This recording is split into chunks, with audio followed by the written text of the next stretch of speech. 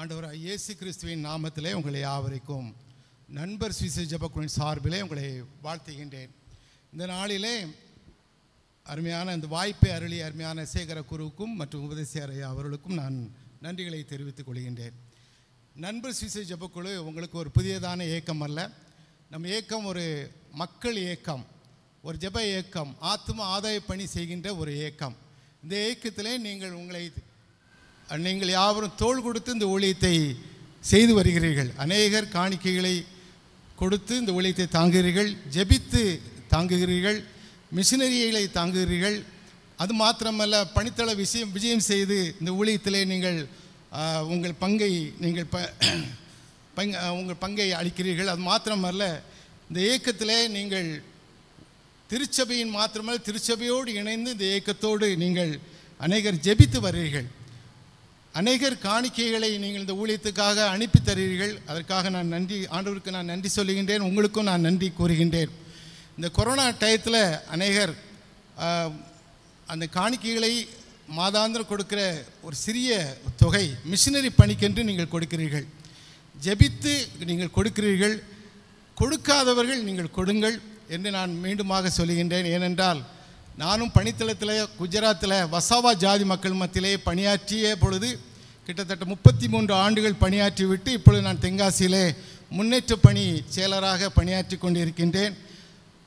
எங்கள் மத்தியில் வந்திருக்கின்ற அருமையான ரெவரண்ட் முத்துமணி அண்ணன் அவர்களும் ஜார்க்கண்ட் மாநிலத்தில் மால்டோ ஜாதி மக்கள் மத்தியிலே அவர்கள் பணியாற்றிவிட்டு இப்பொழுது பணி ஓய்வு பெற்றிருக்கிறார்கள். அவர்கள் இன்று நான் ஒரு சில காரியங்கள் பகிர்ந்த பின்பு அவர்கள் ஆண்டுடைய வார்த்தையை பகிர்ந்து கொள்ள இருக்கின்றார்கள். நீங்கள் ஜெபத்தோடு கேட்கும்படி அன்போடு கேட்டுக்கொள்கின்றேன். நம்முடைய இயக்கத்தில் கடந்த 2 வாரத்துக்கு முன்பதாக ஒரு மிஷினரி கார்த்திகேயன் அவரும் அவருடைய துணைவி ஜெயந்தி கார்த்திகேயன் இருவரும் பைக்கில் போயிட்டு இருந்தாங்க ஊழியத்திற்காக. இரவு கூட்டம் நடத்திவிட்டு அவர்கள் மறு ஊரில் சென்று இரவு கூட்டம் நடத்தி செல்லும் பொழுது பைக்கில் போயிட்டு இருக்கும்போது அந்த ஸ்பீட் பிரேக்கர் அவங்களுக்கு தெரியலை. நைட்டில் போயிட்டு இருக்கும்போது திடீர்னு அதில் ஸ்கிட்டாகி ஸ்பாட்டில் கீழே விழுந்த உடனே அந்த ஸ்பாட்டில் இறந்துட்டாங்க. இப்படிப்பட்ட ஒரு சூழ்நிலை. ஒரு பக்கம் 5 மிஷினரிகள் கேன்சர்னால் கஷ்டப்பட்டு ட்ரீட்மெண்ட் எடுத்துகிட்டு இருக்கிறாங்க. அது ஒரு பக்கம் ஒரு சூழ்நிலை. இன்னொரு பக்கம் எதிர்ப்புகள். நம்முடைய மிஷினரிகள் யாரும் அடிபட்டு திரும்பினது கிடையாது, அல்லது வியாதிப்பட்டு திரும்பினது கிடையாது. எல்லாமே பணித்தளத்தில் இருந்து ஆண்டவருக்காக பணிகளை தியாகத்தோடும் பாரத்தோடும் கண்ணீரோடும் ஜெபத்தோடும் செய்து வருகிறார்கள். இதற்கு உங்கள் ஜெபம் தேவை. அநேக மிஷினரிகள் பாதிக்கப்படுறாங்க, போராட்டத்தில் கஷ்டப்படுறாங்கன்னா ஜெபம் குறைந்து கொண்டே இருப்பதனால தான். அதனால தான் நான் அந்த காரியத்தை அழுத்தி சொல்ல விரும்புகிறேன். ஊழியர்களுக்காக ஜெபியுங்கள், திருச்சபைக்காக ஜெபியுங்கள், மிஷினரி பணி ஊழியங்களுக்காக ஜெபியுங்கள். IMS, விஸ்வவாணி, FMEB இப்படி பலதரப்பட்ட ஊழியத்தை கர்த்தர் எழுப்பியிருக்கின்றார் என்றால் அவர்கள் மூலமாக தேசம் சந்திக்கப்பட வேண்டும். இதற்காக நீங்கள் ஜெபியுங்கள். பலதரப்பட்ட சூழ்நிலைகள் அழுத்தி கொண்டிருக்கிறது. இதன் மத்தியிலும் மிஷினரிகள் துவண்டு விடாதபடிக்கு, சோர்ந்து விடாதபடிக்கு கர்த்தர் அவர்களை வல்லமையாக எடுத்து பயன்படுத்த வேண்டும். அதற்காக நீங்கள் ஜெபியுங்கள். இந்த ஆண்டில் 46 இன மக்களை முழுமையாக சந்திக்க வேண்டும் என்று திட்டமிட்டு இருக்கின்றோம். 11,613 கிராமங்களை சுவிசேஷத்தினால் அறிவிக்கப்பட வேண்டும் என்று திட்டமிட்டு இருக்கின்றோம். 22,206 கிராமங்களிலே இரவு கூடுகை நடத்த வேண்டும் என்று திட்டமிட்டு இருக்கின்றோம். 17,700 ஆத்துமாக்களை திருச்சபையில் இணைக்க வேண்டும் என்று திட்டமிட்டு இருக்கின்றோம். 270 கிராமங்களில் ஆராதனை குழு உருவாக்க வேண்டும் என்று திட்டமிட்டு இருக்கிறோம். 84 ஆலயங்களை கட்டி எழுப்ப வேண்டும் என்று திட்டமிட்டு இருக்கின்றோம். 300 சுதேச ஊழியர்களை இணைக்க வேண்டும் என்று திட்டமிட்டிருக்கின்றோம். இந்த பணிகளிலே உங்களுடைய பங்கு தேவை. ஜெபிக்க வேண்டும். இதற்காக நீங்கள் செயல்பட வேண்டும். அநேகர் ஜெபித்து விட்டு செயல்படவிட்டால் அதில் எந்த ஒரு பிரயோஜனமும் இல்லை. ஆகவே இதற்காக உங்களுடைய தியாகமான காணிக்கைகளை கொடுத்து நீங்கள் இந்த ஊழியங்களுக்காக உதவி செய்யும்படி அன்போடு கேட்டுக்கொள்கின்றேன். வருகின்ற நாட்களிலே இந்த ஆண்டிலே 2000 புதிய அங்கத்தினர்களை கண்டுபிடிக்க வேண்டும் என்றும் 200 புதிய ஜெபக்குழுக்களை உருவாக்க வேண்டும் என்றும் 100 மிஷினரிகளை பணித்தளங்கள் 100 மிஷினரிகளை ஆதரவாளர்கள் கண்டுபிடிக்க வேண்டும் என்றும் 100 சிறுவர்கள் ஆதரவாளர்களை கண்டுபிடிக்க வேண்டும் என்றும் 100 பணித்தளம் செல்லும் மிஷினரிகள், அதாவது இன்றைக்கி மிஷினரிகள்லாம் அங்கேருந்து யாருமே போகிறது அதிகமாக குறைந்து கொண்டே இருக்கிறது. அதனால் புதியதாக மிஷினரிகள் செல்ல வேண்டும் என்றால் 12ஆம் கிளாஸ் பாஸ் பண்ணியிருந்துருக்கணும், அல்லது டிகிரி முடிச்சிருக்கலாம், 12க்கு மேலே இருக்கணும். ஆனால் அவங்க அல்லது 10th முடித்து அதுக்கு ஈக்குவலாக ஏதாவது 2 இயர்ஸ் கோர்சஸ் ஏதாவது முடிச்சிருந்தாங்கன்னா அவங்க நண்பர் ஜெபக்குழு மிஷினரியாக போவதற்கு தகுதி உள்ளவர்கள். அப்படி யாரும் விருப்பப்பட்டால் உங்கள் பிள்ளைகளை கூட நீங்கள் இந்த ஊழியங்களுக்கு நீங்கள் அனுப்பி வைக்கலாம். ஆண்டவர் அவர்கள் மூலமாக தேசத்தை அசைப்பதற்கு அவர்களை பயன்படுத்துவார். அநேக ஜனங்களை ஆண்டவர் கொள்ளை பொருளாக கொள்ள வேண்டும் என்றால் நாம் ஜெபிக்க வேண்டும், செயல்பட வேண்டும். அநேக சூழ்நிலையை கண்டு நான் காணிக்கை எல்லா ஊழியத்துக்கும் கொடுக்குறேன், உண்மைதான். ஆனால் காணிக்கை கொடுப்பது மாத்திரமல்ல, ஜெபிக்க வேண்டும். அநேக வீடுகளில் ஜெபம் பண்ணிட்டு இருந்தாங்க, அதை ஸ்டாப் பண்ணியிருந்தால் தயவுசெய்து நீங்கள் ஜெபிப்பதற்கு உங்கள் வீடை நீங்கள் திறந்து கொடுக்கலாம்.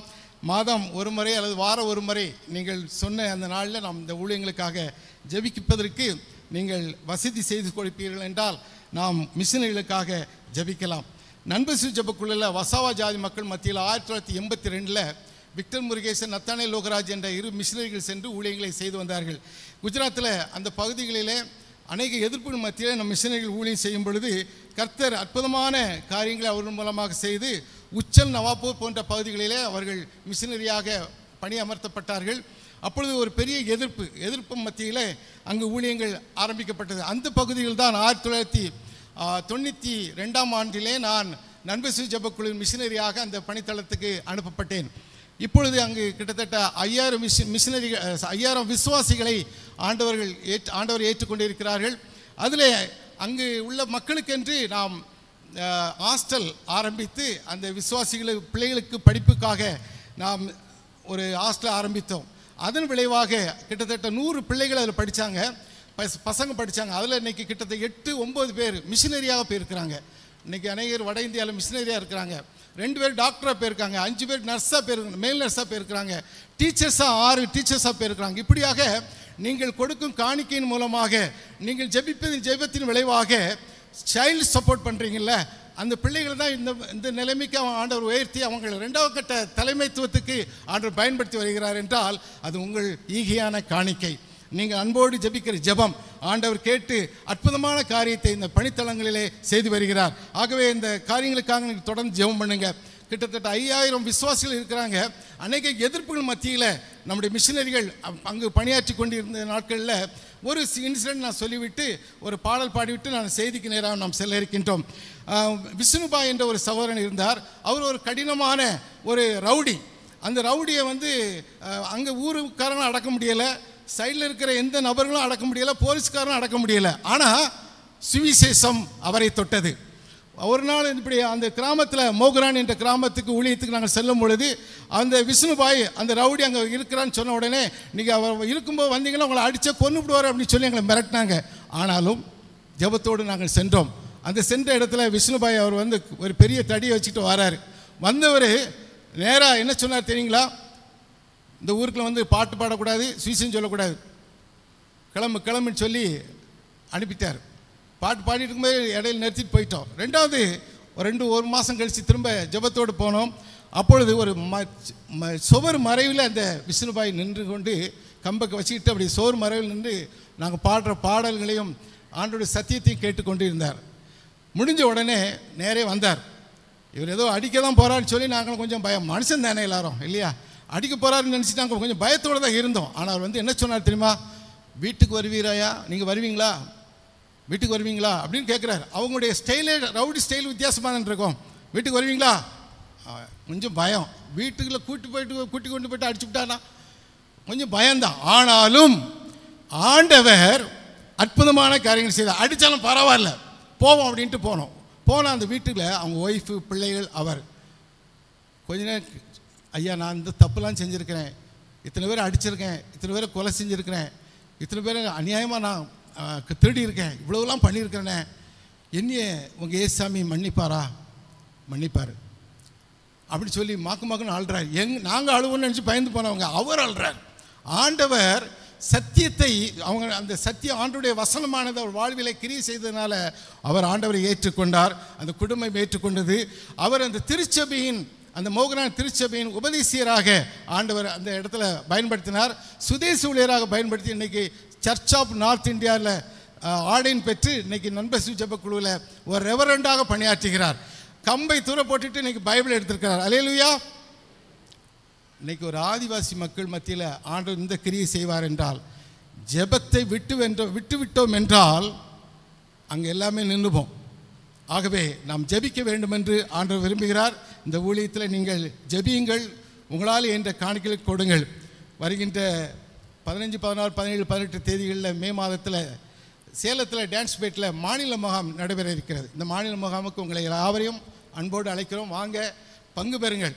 இந்த ஊழியத்தை குறித்ததான காரியங்கள் மிஷினரிகள் 3 ஸ்டேட்லேருந்து வராங்க. குஜராத், MP, UPயிலேருந்து வராங்க. கலாச்சார நிகழ்வுகள் உண்டு, மிஷினரி தரிசன பாடல்கள் உண்டு, நல்ல செய்திகள், தேவ செய்திகள் கொடுப்பதுக்கெலாம் வராங்க. ஸோ அவங்களுக்காக நீங்கள் ஜெபம் பண்ணுங்கள். இந்த கூடைக்கான அநேக தேவைகள் உண்டு. UPSC இப்போ தான் நடந்தது, திருச்சபையினுடைய IMS ப்ரோக்ராம் இப்போ தான் நடந்தது. இப்போ FMB வந்திருக்கிறாங்க. என்ன எல்லாரும் வந்து ஒன்றா தொந்தரவு கொடுக்குறாங்க. தொந்தரவு கொடுக்கறதில்ல, இது தொந்தரவு ஆண்டவருடைய ஊழியத்துக்காக உங்களை நாங்கள் என்ன செய்கிறோம் சொல்கிறோம். ஆண்டவரால் தேவ ஆவியானவர் உங்கள் உள்ளத்தில் ஏவினார் என்றால் நீங்கள் மனமும் வந்து உங்கள் இந்த காணிக்கைகளை கொடுத்து நீங்கள் இந்த ஊழியத்தை ஆதரியுங்கள், ஜெபியுங்கள். கர்த்தர் உங்களை ஆசீர்வதிப்பார். இந்த ஊழியத்துக்காக நீங்கள் முடிந்த அளவு நாங்கள் வேன் ஒழுங்கு பண்ணியிருக்கிறோம் மாநில முகாமுக்கு. நீங்கள் போகணுன்னு விரும்புகிறவங்க அதற்கான இங்கே நம்ம ஜெயக்குமார் அண்ணன் இருக்கிறாங்க, செல்வின் அண்ணன் இருக்கிறாங்க, பாலசிங் பொன்ராஜ் அண்ணன் இருக்கிறாங்க, செல்லாக்கா இருக்கிறாங்க. இப்படி அவங்கள நீங்கள் தொடர்பு ஏற்படுத்தினா உங்களுக்கு ஆலோசனை கொடுத்து இந்த நீங்கள் அங்கே வருவதற்கு உதவியாக இருக்கும்.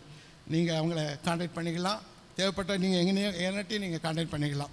அப்புறம் இது ஒரு சின்ன ஒரு பேப்பர் கொடுத்துருக்குறோம். அதாவது இது ஒரு பிளட்ஜ் ஃபார்ம் மாதிரி கொடுத்துருக்குறோம். FMBB என்ன செய்துங்கிறது எல்லா டீட்டெயில்ஸும் இருக்குது. அதாவது குழந்தை ஆதரவாளர் 1200, பகுதி தேவை 600, ஒரு மிஷினரிக்கு 4000 ரூபா, அப்புறம் ஒரு கிராமத்தில் இரவு கூட்டம் நடத்துறதுக்கு 3000 சொல்லி இதில் கொடுத்துருக்கு. உங்களால் முயன்றது நீங்கள் ஜெபிக்க முடியுதுன்னா நீங்கள் அதையும் கூட எழுதலாம். நாங்கள் வீடை திறந்து தரோம், நீங்கள் வந்து ஜெபம் பண்ணுங்க, ஜெப கூடுகை நடத்துங்கன்னு சொன்னால் கூட நாங்கள் வந்து உங்களுக்கு உதவி செய்வோம். ஆகவே இதில் எழுதியிருக்கு, உங்கள் கையில் கிடச்சிருக்கோம். நீங்கள் போகிறதுக்கு முன்னாடி அல்லது இதில் நீங்கள் நிரப்பி உங்களால் முயன்ற காணிக்கைகள், ஒருவேளை நீங்கள் காணிக்கையில் குறைச்சி கொடுத்தீங்கன்னா கூடுதலாக கொடுக்கலாம், அல்லது கொடுக்கல நான் புதுசாக கொடுக்க போகிறேன்னு விரும்புனீங்கன்னா நீங்கள் இதில் எழுதி கொடுங்க. உங்களை நாங்கள் தலைவர்களுக்கு வந்து உங்களை சந்திப்பாங்க. ஆண்டவர் உங்களை ஆசீர்வதிப்பார். இந்த வசாவா ட்ரைப்ஸ் மக்கள் மத்தியில் ஒரு பாடலை எப்படி பாடுவாங்கன்னா, இயேசு குரு வந்தார், சகோதர சகோதரியே ஜீவனை கொண்டு வந்தார். பாவம் மனிதன் இயேசுனிடத்தில் வந்தான், அவன் பாவ மன்னிப்பை பெற்று சென்றான். லெங்கடே மானஸ், அதாவது சப்பானி போன்ற ஒரு மனிதன் வந்தான், இயேசுனிடத்தில் வந்தான், அவன் நடந்து சென்றான். கண் தெரியாத ஒரு மனிதன் வந்தான், இயேசுனிடத்தில் வந்தான், சகோதர சகோதரியே அவன் பார்வையடைந்து சென்றான். இந்த பாடலுடைய கருத்து இதை நான் பாடின பின்பு நம் மத்தியிலே ரெவரண்ட் முத்துமணி அண்ணன் அவர்கள் முன்பாக வந்து ஆண்டுடைய வார்த்தையை பகிர்ந்து கொள்வார்கள். ईसु गुरु आलो पांबोयूं जीवन लेने आलो हालेलुया। ईसु गुरु आलो पांबोयूं जीवन लेने आलो हालेलुया। पापी माहे आले पांबोयूं मापी लेने गिए हालेलुया। पापी माहे आले पांबोयूं मापी लेने गिए हालेलुया। ईसु गुरु आलो बांबोयूं जीवन लेने आलो हालेलुया। आंधले मागे आले बांबोयूं देखते भी नहीं गिए हालेलुया। आंधले मागे आले बांबोयूं देखते भी नहीं गिए हालेलुया। ईसु गुरु आलो बांबोयूं जीवन लेने आलो हालेलुया। लंगड़े मागे आले बांबोयूं चलते भी नहीं गिए हालेलुया। लंगड़े मागे आले बांबोयूं चलते भी नहीं गिए हालेलुया। ईसु गुरु आलो बांबोयूं जीवन लेने आलो हालेलुया। कोड़े मागे आले बांबोयूं सुतुवे नहीं गिए हालेलुया। ஒரு குஷ்டரோகி இயேசுவிடத்தில் வந்தான். அவன் குஷ்டரோகம் நீங்கி சுத்திகரிக்கப்பட்டவனாக சென்றான். கோடேமாக ஆலே பாம்போயு சுத்துவேனங்கியே ஹல்லேலூயா ईसु गुरु आलो பாம்போயு ஜீவன் லேனே ஆலோ ஹல்லேலூயா. இப்படியே பாடிக்கொண்டே இருப்பாங்க அந்த மக்கள். அவங்களுக்காக ஜெபம் பண்ணுங்க. சந்திக்கப்படாத மக்கள் இயேசு கிறிஸ்துவை அவர்கள் அறிந்து ஏற்றுக்கொள்ள வேண்டும். அதற்கு உங்கள் ஜெபமும் உங்கள் ஆதரவும் தேவை. இப்பொழுது அண்ணன்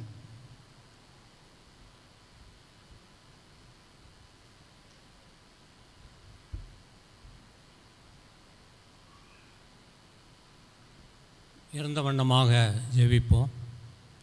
நேசிக்கிற நல்ல ஆண்டவரே, இந்த அருமையான ஓய்வு நாளிலே ஆண்டவரே இதுவரையிலும் உம்முடைய பிரசன்னத்தை எங்களுக்கு தந்து ஆண்டவரே எல்லாவற்றையும் ஆண்டவரே உற்று கவனித்து கொண்டிருக்கிறதற்காக உமக்கு ஸ்தோத்திரம்.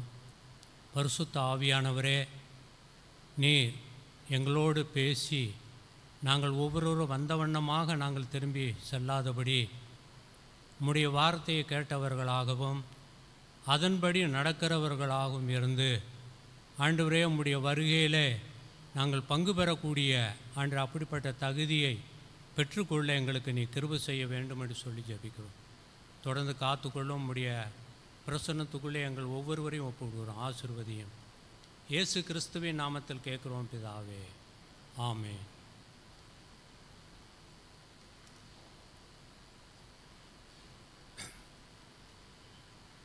ஜார்க்கண்டில் மொத்தத்தில் ஒரு 36 வருடம் பீகார் ஜார்க்கண்ட் மாநிலத்தில் பணிபுரிய ஆண்டவர் உதவி செய்தார். இப்பொழுது சகோதரன் சொன்ன வண்ணமாக ஓய்வு பெற்று இன்றைக்கி ஆலங்குளத்தில் நாங்கள் குடும்பமாக தங்கி வருகிறோம். பொதுவாக மால்தோ என்ற அந்த இன மக்கள் திராவிட இனத்தை சார்ந்தவர்கள். நம்ம தமிழ் மொழியை ஒரு சில வார்த்தைகள், ஒரு 40 வார்த்தைகளுக்கு மேலான வார்த்தைகளை பேசக்கூடியவர்கள். எனவே அவர்கள் திராவிட இனத்தை சார்ந்தவர்கள். 10 லட்சம் பேர் இருந்திருக்காங்க. சுமார் 10 லட்சம் பேர் இருந்தவர்கள் கடைசியில் நண்பர் சுவிசேஷ ஜபக்குழு ஊழியத்தை ஆரம்பிக்கும்போது சுமார் 1 லட்சத்துக்கும் குறைவானவர்களாக இருந்தார்கள். ஆனால் எல்லா பாசைக்காரர்களும் தேவனுடைய ராஜ்யத்தில் இருப்பார்கள் என்று சொல்லப்பட்டிருக்கு. இப்போ ஒரு இனம் ஒரு பாசை அழிந்து போனால் அந்த பாசைக்காரர்கள் அங்கே இருக்க முடியாது.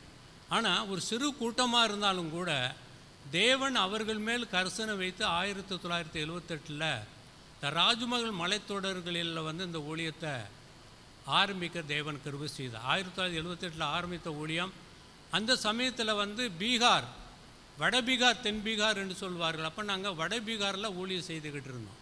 அங்கே ஒரு 10 வருடம் ஊழியம் செய்து அந்த பீகார் மக்கள் இயேசுவை ஏற்றுக்கொள்ளவே மாட்டாங்க. நீ வெளிநாட்டு தெய்வத்தை பரப்ப வந்திருக்க, அப்படியே உதவி செஞ்சால் கல்யாணத்துக்கு ஏதாவது உதவி செஞ்சால் வீடு கட்டி கொடுத்தான்னா நாங்கள் வர்றோம். அதுதான் அவங்களுக்கு சுவிசேஷம்.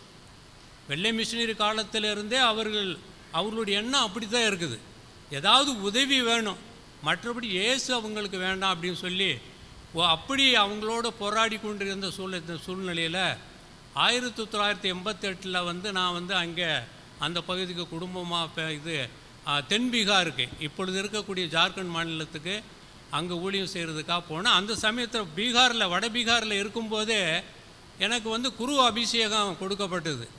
இங்கே ஒரு ஞானஸ்தானமும் இல்லை, போராட்டமாகவே இருக்குது. மக்கள் இயேசுவை ஏற்றுக்கொள்கிறதே இல்லை.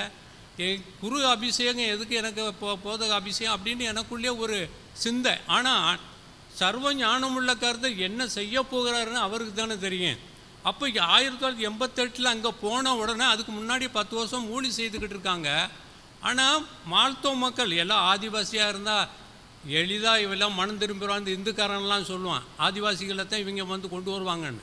அது இல்லை, பிதாவானவர் ஒருவனை இழுத்து கொள்ளாவிட்டால் ஒருவனும் வரமாட்டாங்கிறது தான் உண்மை. அது வேதம், அது சத்தியம். அப்படி அந்த 10 வருடமாக எவ்வளோ மிஷினரி ஊழியம் செய்தாங்க, ஒன்றும் நடக்கலை. அப்போ முதல் மிஷினரியாக அங்கே அனுப்பப்பட்ட ஒரு குடும்பம் டெப்ரிகோல் என்று சொல்லக்கூடிய ஒரு மலைப்பகுதியில் போய் அந்த மால்தோ மக்கள் மத்தியிலேயே அவங்க மத்தியில் லாங்குவேஜ் படிக்கணும், அப்புறம் அவங்களுடைய கலாச்சாரத்தை கற்றுக்கொள்ளணும் அப்படிங்கிறதுக்காக அங்கே போய் அவங்க குடும்பமாக தங்கி இருக்கும்போது தான் ஜெயராஜ் அண்ணனும் அவருடைய மகன் லிவிங்ஸ்டன் ஒரே இரவில் அந்த மலேரியாவினால் பாதிக்கப்பட்டு இறந்தாங்க. அதுக்கடுத்து தொடர்ச்சியாக 4 மிஷினரிகள் இறந்ததை பார்க்குறோம். அப்போ இந்த முதல் அந்த மிஷினரி இறந்த உடனே அந்த மலைப்பாங்கான இடத்துல ஒரு வெள்ளங்கி தரித்த ஒருவர் வந்து அங்கே சுற்றிக்கிட்டு இருந்ததை கண்ணார பார்த்தோம்னு சொல்லிட்டு அந்த மக்கள் சொல்கிறாங்க. நான் அந்த சமயத்தில் இல்லை, நான் 10 வருஷம் கழித்து போகிறேன். அப்பொழுதும் அந்த மக்கள் வந்து யாரும், நானும் ஒரு சில இடத்துல போய் கொஞ்சம் பேருக்கு ஞானஸ்தானம் அந்த இதில் கொடுத்தும் கூட அவங்க கடைசியில் அந்த மால்த்த மக்கள் பின்மாற்றத்தில் போயிட்டாங்க. அங்கே ரொம்ப சோர்ந்து போயிட்டோம். அப்போ என்னுடைய மனைவி சொன்னால், நாங்கள் இருந்த வீட்டில் ஒரு ஆமணுக்கு செடி இருந்தது. ஒரு ஆமணுக்கு செடியில் எத்தனை ஆயிரக்கணக்கான முத்துக்கள் இதில் வருது ஆண்டவரை, ஏன் இந்த மக்கள் மத்தியில் எங்களுக்கு ஊழியத்துக்குன்னு கொண்டு வந்து எங்களுக்கு ஆத்துமாக்கள், ஒரு வியாபாரிக்கு லாபம் இல்லை நஷ்டமாக இருந்துச்சுன்னா அவன் எப்படி வியாபாரம் செய்ய முடியும்? ஊழியர்களுக்கு ஆத்துமாக்கள் தான் அது வந்து ஒரு பெரிய சொத்து. இது இல்லையா அப்படின்னு சொல்லிட்டு அவள் ரொம்ப வேதனைப்பட்டு தொடர்ந்து அவள் ஜெபம் பண்ணா. 2 பேரும் குடும்பமாகவும் ஜெபம் பண்ணா. 2 குடும்பமாக மலை கிராமங்களுக்கு மலை ஏறி போகிறது, ஒரு சுவிசேஷத்தை அறிவித்து வந்தான். ஆனால் 89வது வருடத்தில் வந்து ஒரு கிராமம், முழு கிராமம் வந்து இயேசுவை ஏற்றுக்கொண்டாங்க. முழு ஒரு அது தண்ணியை அது வந்து சம்மர், தண்ணியே இல்லை. ஒரு கிணறு, ஒரு பாலடைஞ்ச கிணத்துல ஏணியை போட்டு இறக்கி சிறு குழந்தையிலேருந்து, ஏன்னா அவங்களுக்கு தெளிப்புலாம் அந்த மக்களே விரும்பலை, முழுகு ஞானஸ்தானத்தை அவங்க விரும்பினாங்க. அப்போ சிறு குழந்தையிலேருந்து நான் கீழே இறங்க தண்ணியை ப்ளஸ் பண்ணி திரும்ப சிறு குழந்தைகள் எல்லாரையும் அங்கே ஞானஸ்தானம் கொடுத்து எழுதினான். அப்போ தான் தெரிஞ்சது ஆண்டு வருவது ஒரு பெரிய நோக்கத்தோடு தான் வட பீகாரில் இருக்கும்போது எனக்கு ஆர்டினேஷன் கொடுத்துருக்காரு, இந்த ஒரு பெரிய ஊழியத்துக்காகத்தான் ஆண்டு வருவது இதை செய்திருக்கிறாருன்னு சொல்லிட்டு அப்போது அதை நான் உணர முடிந்தது. அதுக்கடுத்து திருச்சபை வரலாற்றிலே இதுவரையும் சொல்கிறாங்க, நம்ம திருநெல்வேலி மாவட்டத்திலேயும் வெள்ளை மிஷினரிகள் வரும்போது சில கிராமங்கள் வந்து முழு கிராமமே இயேசுவை ஏற்றுக்கொண்டிருக்காங்க. ஆனால் அதிகமாக பகுதியாக தான் ஏற்றுக்கொண்டிருப்பாங்க, அதில் இந்துக்கள் இருப்பாங்க. ஆனால் மால்தோ திருச்சபை வரலாற்றில் மால்தோவை போன்ற ஒரு முழு கிராமமாக இயேசுவை ஏற்றுக்கொண்ட ஒரு இனம் திருச்சபை வரலாற்றில் அந்த மக்களை தவிர வேறு யாருமே இல்லை. எனக்கு ஒவ்வொரு நாளும் ஒரு கிராமத்துக்கு ஞானஸ்தானம் போகணும். ஏற்கனவே மிஷினரிகள் வந்து ஞானஸ்தானத்துக்கு ஆயத்தப்படுத்தி வைத்திருப்பார்கள். நான் போய் அவங்களுக்கு வந்து என்ன செய்யேன், ஞானஸ்தானத்தை குறித்து தெளிவான சத்தியத்தை சொல்லிட்டு அவங்களுக்கு மறுநாள் காலையில் ஞானஸ்தானம் கொடுக்கறது தான் என்னுடைய வேலை. அது மட்டுமல்ல, ஞானஸ்தானம் கொடுப்பது மட்டுமல்ல, ஞானஸ்தானம் கொடுக்கறதுக்கு முன்னாடி அவங்க வழிபடுகிற அந்த பேய் பிசாசுகளை எல்லாம் என்ன செய்யணும், அதை போய் எரிக்கணும், சுட்டெரிக்கணும். அதுக்கு பின்னாடி தான் போகணும். அதுலேயே ஒரு 3-4 மணி நேரம் அதில் ஆயிடும். ஆனால் உற்சாகமாக அதை செய்கிறதுக்கு அப்பொழுது வந்து நாங்கள் கூட வந்த சுதேச ஊழியரெல்லாம் ஒரு சிலர் எங்களுக்கு உதவியாக இருந்தாங்க, மால்த்த மக்கள் உதவியாக இருந்து அப்படி நிறைய கிராமமாக 60,000 பேர் இன்றைக்கி ஆண்டவரை ஏற்றுக்கொண்டிருக்காங்க. 600 சபைகள் இன்றைக்கி இந்த நாளில் எல்லா இடங்களும் 600 கிராமங்களில் இயேசுவை ஆராதிக்கின்றார்கள். மலை கிராமத்தில் இப்படிப்பட்ட அற்பம். இந்த அதிகமாக இது மழை காலங்களில் தான் ஞானஸ்தானம் நடக்கும். ஏன்னா சம்மரில் வந்து என்ன செய்யும், அது தண்ணியே இருக்காது, ரொம்ப கஷ்டம். அப்போ மழை நேரத்தில் வந்து இந்த அட்டை பூச்சின்னு சொல்லுவாங்க. அட்டை பூச்சி ஒருவேளை வயசான என்னை போன்ற வயது ஒருவேளை தெரியுமா இருங்க. இப்போ இருக்கக்கூடிய இளைஞர்களுக்கு அது தெரியுமாங்கிறது எனக்கு தெரியவில்லை. அது ரத்தத்தை குடிக்கக்கூடியது. அப்போ தண்ணியில் இறங்கும் நிறையா இருக்கும், 10, 15, 20 என் கண்ணுக்கே தெரியும். அந்த மக்களுக்கு நல்லா தெரிகிறதுனால ஞானஸ்தானத்துக்கு வரும்போது அட்டை இருக்குது, அது ஜோங்குன்னு சொல்லுவாங்க. அந்த பூச்சி அட்டை பூச்சிக்கு ஐயோ ஜோங்கு நிறையா இருக்குது அப்படின்னு பயந்து வருவாங்க. ஆனால் முழுக்க ஞானஸ்தானம் எடுக்கணுமே, பிதா குமார் பசுவாமின் ஞானஸ்தானம் கொடுக்குறேன்னு சொன்னால் அப்படியே முங்குவாங்க, முங்கி பதறி ஓடுவாங்க. ஆனால் நான் ஓட முடியுமா? 4 மணி நேரம், அதை எண்ணிக்கைக்கு பொறுத்து சில நேரம் 4 மணி நேரம் தண்ணியில் நிற்பேன். ஆனால் ஆண்டவரே, சிங்கத்தின் வாயை தானியலை எப்படி சிங்கத்தின் வாயை கட்டி அவனை உயிரோடு நீ வைத்து உம்முடைய நாமத்தை மகிமைப்படுத்துனது போல எனக்கும் அது செய்யணும்னு சொல்லி ஆண்டவர் எனக்கு விவரம் தெரியும். ஒரு அட்டை கூட என் இதில் இருந்து அது தண்ணிக்குள்ளே இருக்கிற வரைக்கும் அது தண்ணி ரத்தத்தை உறிஞ்சிட்டே இருக்கும். வெளியே வரும்போது தான், நிலத்துக்கு வரும்போது தான் அது உள்ளே இருந்து வெளியே விழுகும் கீழே. அப்படி ஒரு நாள் வந்து ஒரு வட இந்திய அவரும் மால்த்தோ தான், அவர் வட இந்தியா திருச்சபையை சார்ந்த அந்த மால்தோ ஜான் மால்தோன்னு சொல்லக்கூடியவரை நான் வந்து ஒரு சின்ன கிராமம் 15 பேர் தான் அந்த கிராமத்தில் இருந்தாங்க. அப்போ நீங்கள் வாங்கய்யா வந்து ஞானஸ்நானம் கொடுங்க அப்படின்னு சொல்லி, அது ஒரு மழை காலம்தான். அப்போ அவர் ஞானஸ்தானம் கொடுத்துட்டு வெளியே வர்றாரு. ஒரு 6 அட்டை, அந்த அட்டை பூச்சி இவ்வளோ சைஸில் விழுகுது. இவ்வளோ சைஸில் 6. ஏன்னா ஏதோ நான் பரிசுத்தவான் மாதிரியும் அவர் போதகர் மால்தோ போதகர் வந்து ஏதோ அசுத்தவன் அப்படின்னு இல்லை. எனக்கு அந்த பாடத்தை கற்றுக் கொடுக்கறதுக்காக ஆண்டவர் செய்த ஒரு அதிசயமான காரியம். ஏன்னா ஒரு நாளில் ஒரு போதகருக்கு 6 அட்டை கடிச்சிச்சுன்னா உன்னுடைய உடம்புல ஒரு 4-5 கிராமத்துக்குள்ளேயே உன்னுடைய முழு ரத்தம் என்ன செஞ்சிடும், போயிடும். அதுக்கு பின்னாடி அவருடைய பணி நிறுத்தப்படும். நான் ஒருவர் மட்டும்தான் எனக்கு ஆர்டினேஷன் கொடுத்துருக்கு. அப்போ இது மாதம் வர்றாங்க, கிராமமாக வர்றாங்க, இயேசுவை ஏற்றுக்கொள்கிறாங்க. அப்போ நான் வந்து நான் இதாகி சிக்காகி போயிட்டேன்னா அப்போ ஞானஸ்தானம் கொடுக்கவே முடியாது. அது மூமெண்ட்டு. இந்த மூமெண்ட் இந்த அளவுக்கு வர்றதுக்கு வந்து முதலாவது பரிசுத்தாவியானவர் முதல் காரணம். ரெண்டாவது வந்து மிஷினரிகளுடைய மரணம். நான் சொன்னல 4 மிஷினரிகள் அங்கே தங்களுடைய ரத்தத்தை சிந்தியிருக்காங்க. அந்த மலேரியா வியாதினால் மரித்து போயிருக்காங்க. இன்றைக்கும் அவங்களுடைய கல்லறை அங்கே இருக்குது. அவங்களுடைய ரத்தம், அதுக்கடுத்து வந்து மிஷினரிகளுடைய கடின உழைப்பு. அங்கே மலேரியா எனக்கெல்லாம் 60 தடவைக்கு மேலே வந்திருக்கும் மலேரியாவினால். மருத்துவர்கிட்ட போனால் அட்லீஸ்ட் ஐயா ஒரு வாரமாவது ரெஸ்ட் எடுங்க, மருந்தை சாப்பிட்டு கொஞ்சம் நல்லா சாப்பிட்டு ரெஸ்ட் எடுங்க, அதுக்கடுத்து ஊழியத்துக்கு போங்கன்னு கூட மருத்துவர்கள் சொல்லுவாங்க. நாங்கள் அப்படி எடுக்க முடியாது. ஏன்னா அடுத்த கிராமம் அந்த ப்ரோக்ராம் அது வந்து தொய்வு வந்து விடக்கூடாது அப்படின்னு அந்த மாத்திரையை போட்டுக்கிட்டே செய்வோம். அங்கே ஊழியத்தை செஞ்சுக்கிட்டே இருப்போம். இப்படி எல்லா மிஷினரிகள், மால்தோ சந்தாலி மிஷினரிகள் எல்லாருமே இதே மாதிரி தான். அது மலேரியா அஃபெக்டட் ஏரியா அந்த ஜார்க்கண்டு. எப்போவும் மிஷினரிஸை அதனால் பாதிக்கப்படத்தான் செய்கிறாங்க. அதனால் நீங்கள் தொடர்ந்து மிஷினரிஸுக்காக ஜெபம் பண்ணணும். இப்படிப்பட்ட அற்புத அடையாளங்கள், மரித்தவர்கள் உயிரோடு இருந்திருக்காங்க. அவங்கள நாங்கள் சொல்லிவிட எங்களை ஏதாவது ஜெபம்ன்றா எங்கள்கிட்ட வரக்கூடாது. ஒரு வாலிப சகோதரி மரித்து போனாங்க. காலையில் வெளியே காலை கடனுக்காக போகும்போது ஒரு நாள் பாம்பு தீண்டி மரித்து போயிட்டாங்க. அது ஒரு மழை காலம். ஆனால் அந்த கிராம மக்கள் எல்லாரையும் கூப்பிட்டு வச்சுட்டு இவன் மரித்து போயிட்டான். ஆனால் மிஷினரிகள் சொல்லியிருக்காங்கல்ல, இயேசுசாமிகிட்ட சொன்னால் உயிரோடு எழுப்புவார், இன்றைக்கும் அவர் ஜீவிக்கிறார்னு சொல்லியிருக்காங்க அப்படின்னு சொல்லி 3 மணி நேரம். நம்மளாம் அப்படி வந்தால் எத்தனை 3 நிமிஷமாவது ஜெபம் பண்ணிவிட்டு அதுக்கு ஆஸ்பத்திரிக்கு எடுத்துகிட்டு போகலாமான்னு கூட 3 நிமிஷம் கூட நம்ம ஆண்டவர்கிட்ட ஜெபம் பண்ணால் எந்த ஆஸ்பத்திரிக்கு கொண்டு போவோம்னு நினைப்போம். ஆனால் அவங்க வேறு வழியும் இல்லை. ஆஸ்பத்திரி அடிவாரத்துக்கு வரணும், அது வரணும், அது கட்டிலில் தான் அவங்கள படுக்க வச்சு கொண்டு வரணும், ரோடு பஸ் எதுவும் இல்லை. இந்த சூழ்நிலையில் ஆண்டவர்கிட்ட ஜெபம் பண்ணுவாங்க. 3 மணி நேரம் கழித்து அந்த வாலிப சகோதரியை உயிரோடு எழுப்பினாங்க. இப்படி எத்தனையோ சம்பவங்கள். பிசாசுகள் அவங்களே விரட்டுவாங்க. அவங்களே இயேசுவின் நாமத்தில் ஓடி போகணும்னு சொன்னால் அது ஓடி போங்க.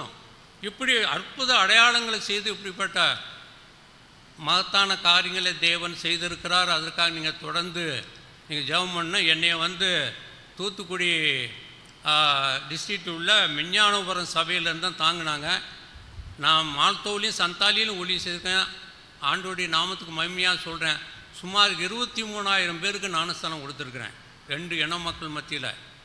அப்படிப்பட்ட மகத்தான காரியத்தை செய்கிறதுனால நீங்கள் ஒரு மிஷினரியை நீங்கள் உங்கள் சார்பில் அல்லது உங்கள் சபை சார்பில் அனுப்பும்போது இப்படிப்பட்ட மகத்தான காரியங்களை ஆண்டவர் செய்வார்.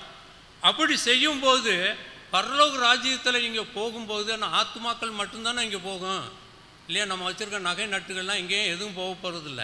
இங்கே இருக்கிற சொத்து சுவங்க எதுவும் போக போகிறதில்ல. அதெல்லாம் ஆண்டவர் வரும்போது இங்கே தான் நம்ம விட்டுட்டு போக போகிறோம். உங்களுடைய ஆத்மாவும் நீங்கள் சம்பாத்தியம் பண்ணி ஆத்மாக்கள் மட்டும்தான் இங்கே போகும்.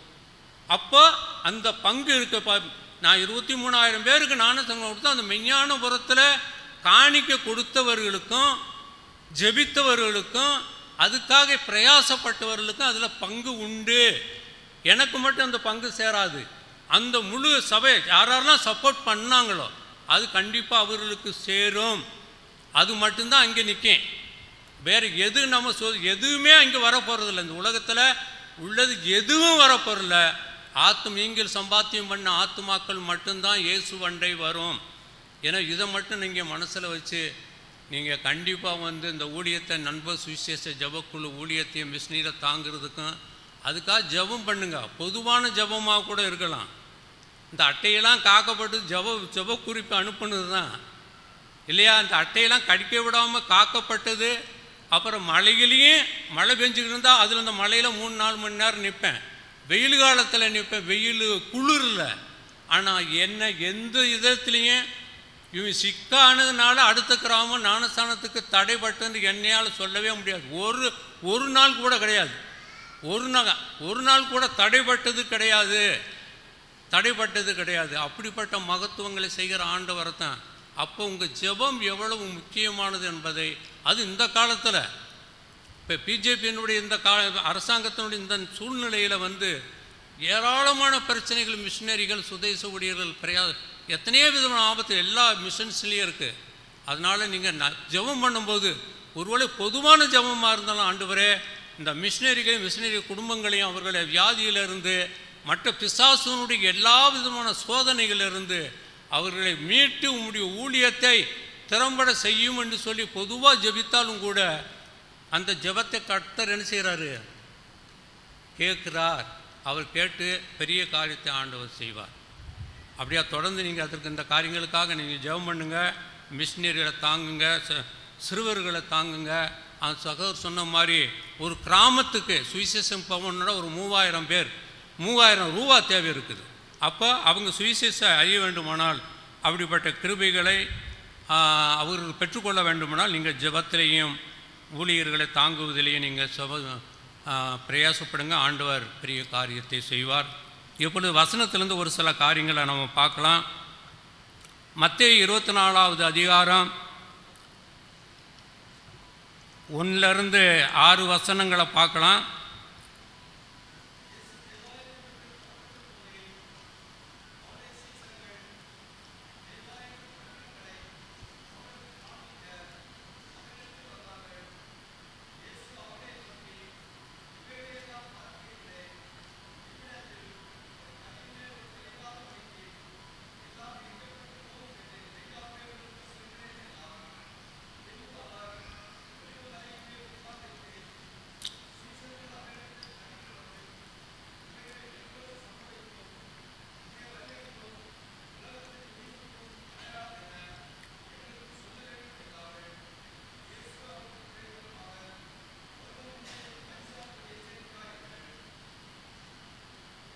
ஆறு வரைக்கும் 5. ஏனெனில் அநேகர் வந்து என் நாமத்தை தரித்து கொண்டு நானே கிறிஸ்து என்று சொல்லி அநேகரை வஞ்சிப்பார்கள். யுத்தங்களையும் செய்திகளையும் கேள்விப்படுவீர்கள். கலங்காதபடி எச்சரிக்கையாயிருங்கள். இவைகளெல்லாம் சம்பவிக்க வேண்டியதே, ஆனாலும் முடிவு உடனே வராது. இயேசு கிறிஸ்துவை வந்து அவர் ஒலிவ மலையில் இருக்கும்போது கேட்குறாங்க. கொஞ்சம் சீசர்கள் அவரிடத்தை தனித்து வந்து இவைகள் எப்பொழுது சம்பவிக்கும்? உம்முடைய வருகைக்கும் உலகத்தின் முடிவுக்கும் அடையாளம் என்ன? எங்களுக்கு சொல்ல வேண்டும் என்றார்கள்.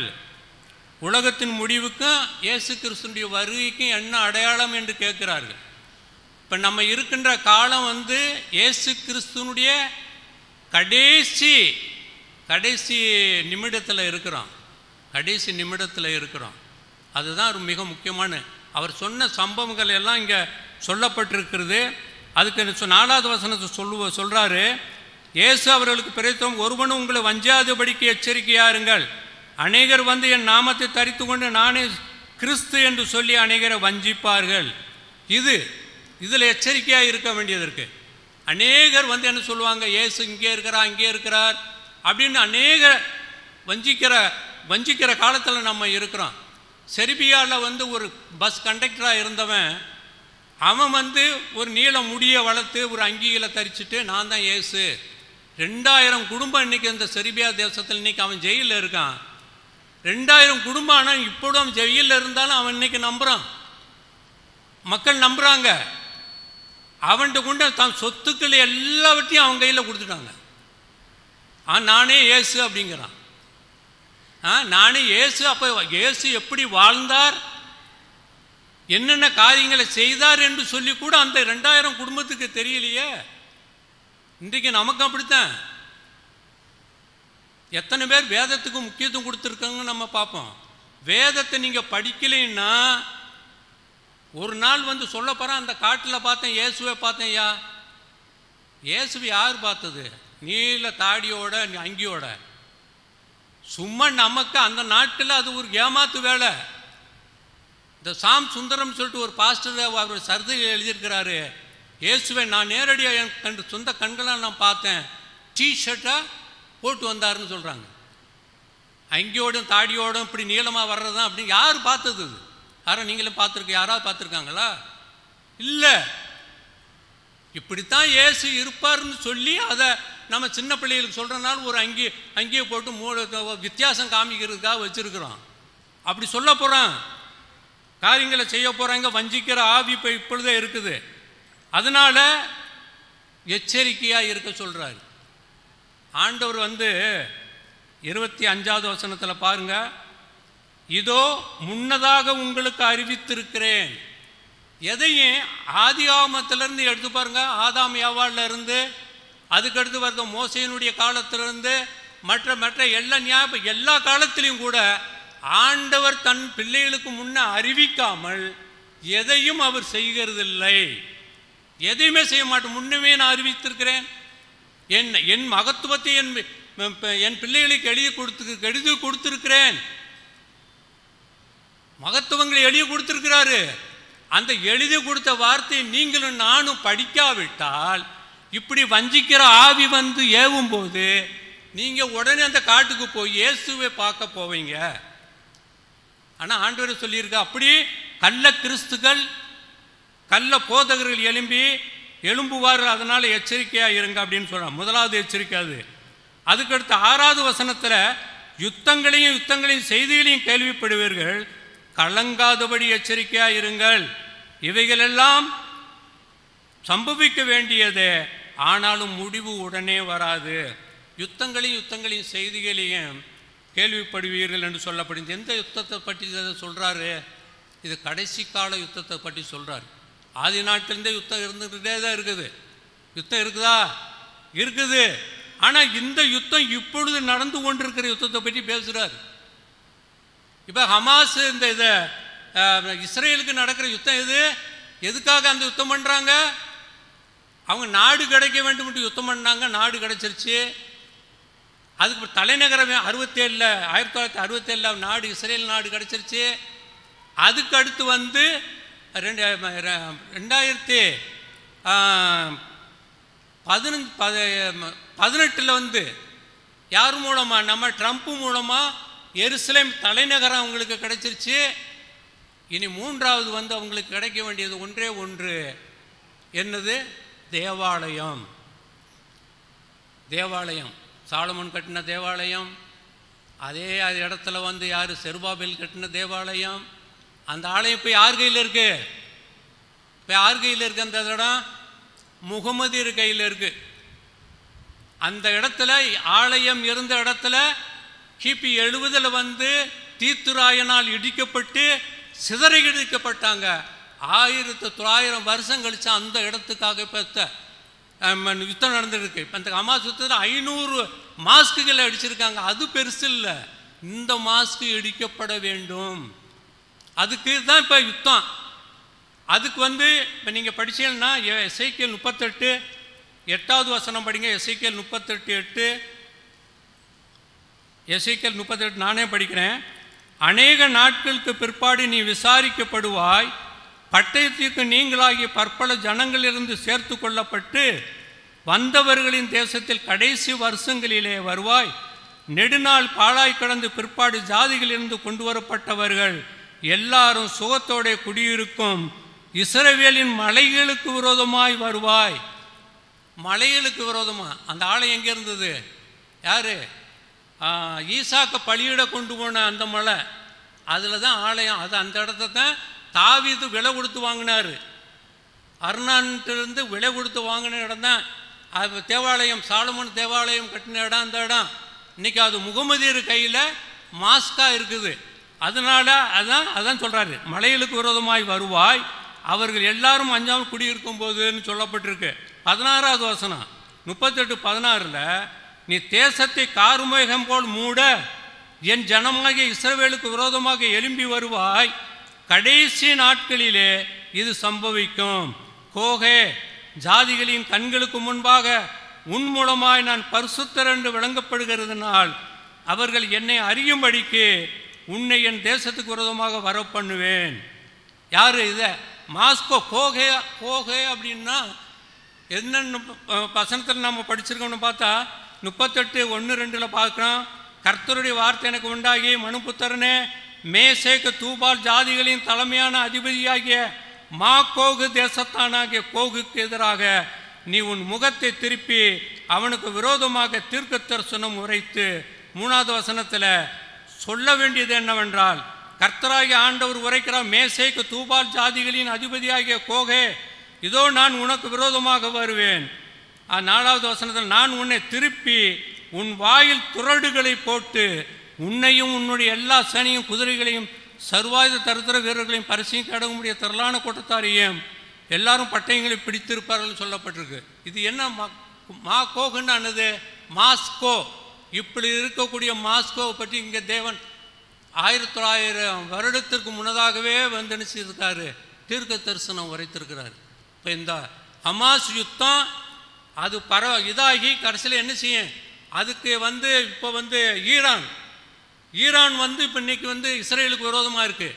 இந்த கூட்டு நாடுகளில் மாஸ்கோக்கான ரஷ்யாவுக்கும் அது ஈரான்லாம் இதெல்லாம் கூட்டு நாடுகள். இவங்கெல்லாம் சேர்ந்து யாரோட வருவாங்க யுத்தம் பண்ணுறதுக்கு? இஸ்ரேலுக்கு விரோதமாக வருவான்னு சொல்லப்பட்டிருக்கு. அது நடக்கும். எப்பொழுது சந்தர்ப்பம் கிடைக்கும், ஏதோ இஸ்ரேலை தாக்கணும்னு சொல்லிட்டு ரஷ்யாவுடைய தலைமையில் தான் நடக்கும். அதான் அந்த வசனத்தை சொல்லியிருக்கு. 39 அதே எசேக்கியேல் 39:1-2 சொன்னேன்னு சொல்லிட்டு பார்த்தாலும் கூட, இப்போது மனுபுத்திரனை நீ கோகுக்கு விரோதமாக தீர்க்க தரிசனம் உரைத்து சொல்ல வேண்டியது என்னவென்றால், கர்த்தராகிய ஆண்டவர் உரைக்கிறார், மேசேக்கு தூபால் ஜாதிகளின் அதிபதியாகிய கோகே, இதோ நான் உனக்கு விரோதமாக வருகிறேன். குறடுகளை போட்டு ஆண்டவர் இழுத்துட்டு வருவாராம். எது? மலைகளுக்கு விரோதமாக யுத்தம் பண்ண, இஸ்ரேலுக்கு விரோதமாக யுத்தம் பண்ணுறதுக்கு வந்தானா. ஆனால் ஜெயம் யாருக்கு? இஸ்ரவேலுக்கு யார் யுத்தம் பண்ணது இது வரைக்கும்? 67 அவங்க 2018 அவங்க 1918 அவங்க வந்தபோது அப்படிதான் யுத்தம் நடந்திருக்கு. அந்த யுத்தத்தில் 3 வருடம் ஆண்டவர் யுத்தம் பண்ணி இருக்கிறார். அது யுத்தம் உங்களுடையதாக என்னுடைய வேதத்தில் சொல்லியிருக்காருல்ல, அது மாதிரி இஸ்ரவேலுக்கு அன்னைக்கு தான் பிறந்திருக்கு. பிறந்த அன்னைக்கே என்ன செய்ய மறுநாள் யுத்தம் பண்ணுறான். 6 நாடுகள் அரபு தேசத்துலேருந்து வந்தாங்க. ஆனால் ஆண்டவர் அவர்களுக்காக யுத்தம் பண்ணினார். இன்றைக்கும் அவர்களுக்காக யுத்தம் பண்ணிட்டு தான் இருக்காரு. இன்றைக்கும் எல்லா நாடுகளும் இன்றைக்கி இஸ்ரேலுக்கு விரோதமாக தான் இருக்குது. எது? அது 2 ஸ்டேட்டாக மாற்றிடு. அது எருசலேம், பழைய எருசலேம், புதிய எருசலேம் தனித்தனியாக பிரித்து கொடுத்துரு. முஸ்லீமுக்கு தனியாக, யூதர்களுக்கு தனியாக கொடுன்னு சொல்லிட்டு ஐநா சொல்லுது. அதெல்லாம் ஒன்றும் செய்ய முடியாது. ஆண்டவர் கொடுத்துருக்கிற வசனம் இது நிறைவேறும் பண்ணணும்ல. 1900 வருடத்திற்கு முன்னதாக இந்த வசனத்தை சொல்லி ஆண்டவர் இன்னைக்கு நிறைவேற்றிக்கிட்டு இருக்கிறார். ரஷ்யா எப்பொழுதும் பக்கத்தில் கப்பல்களை நிறுத்தி வச்சுருக்கான். எந்த நேரத்தையும் இஸ்ரேலை தாக்குறதுக்கு ரஷ்யா எப்பொழுதுமே ஆயத்தமாக இருக்குது. அது மாதிரி ஈரான், அது மாதிரி மற்ற துருக்கி, இது போன்ற நாடுகள், சைனா நார்த் ஈஸ்டர்ன் கண்ட்ரியில் கூட அது சேருவாங்கன்னு சொல்லிட்டு வேதத்தில் சொல்லியிருக்கிறபடி அது யுத்தம் யார் பண்ணுவா? இஸ்ரேல் மக்களுக்காக அவர் ஆண்டவர் யுத்தம் பண்ணுவார். ஆனால் இப்போ இந்த யுத்தம் நமக்கு வேண்டியதில்லை. இந்த யுத்தம் யார்? யூதர்களுக்கு, நமக்கு இல்லை. நம்ம இயேசு ஆண்டவர் சொல்லியிருக்கிறபடி என்ன சொல்லியிருக்க? 6வது வசனத்தை மத்தேயு 6:24 படிங்க.